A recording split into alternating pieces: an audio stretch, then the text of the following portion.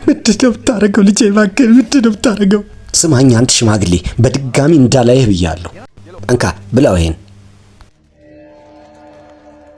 አባዬ አባቴ አይደል እንዴ?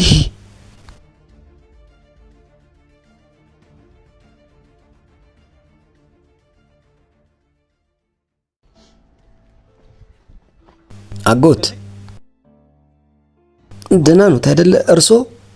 አዎ እኔ ደህና ነኝ እኔ።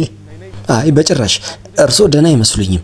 ማለቴ ልብሱ እንደዚህ ተቀዶ እና እርሶ ደግሞ በጣም የተጎዱ ነው የሚመስሉት።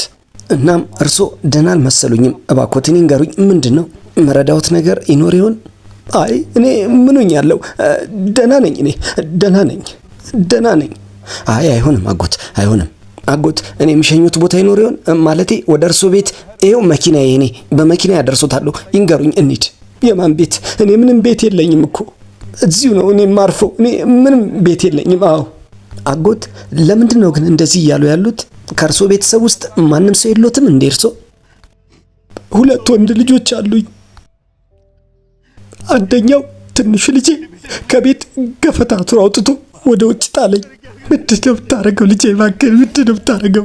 ስማኝ አንተ ሽማግሌ፣ በድጋሚ እንዳላይህ ብያለሁ። ያንተ ወጪ ነው ያጨናነቀኝ። እሺ የልብሶችና የመድኃኒቶች ወጪ አላቅም፣ ብቻ ስንት በሽታዎች እንደተሸከምክ። እናም ደግሞ የለቅሶህ አንተንም አልፈልግም፣ ለቅሶህንም ይዘው ወደዛ።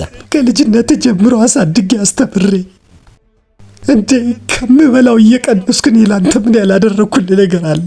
ልጄ እባክህ አንተ ከኔ ጋር ለምንድን ነው እንደዚህ የምታደርገው? እንዴ በዚህ እድሜ ወዴት እሄዳለሁ? የኔ ልጅ እባክህ። እኔ ነበርኩ እንዴ ወለደኝ ያልኩ? ከወለድከኝ አይቀር ደግሞ አሳደግከኝ።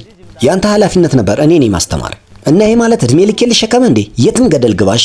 እናም ደግሞ ለመጨረሻ ጊዜ ነው የምናገርህ፣ በድጋሚ እንዳትታየኝ፣ ህይወትክን ነው ማጠፋ። ልጄ እባክህ ጥለኛት ሂድ እባክህ። ኧረ ብቻዬን ጥለኛት ሂድ እባክህ። ልጄ ወዴት እሄዳለሁ እኔ? እባክህ ልጄ ኧረ እባክህ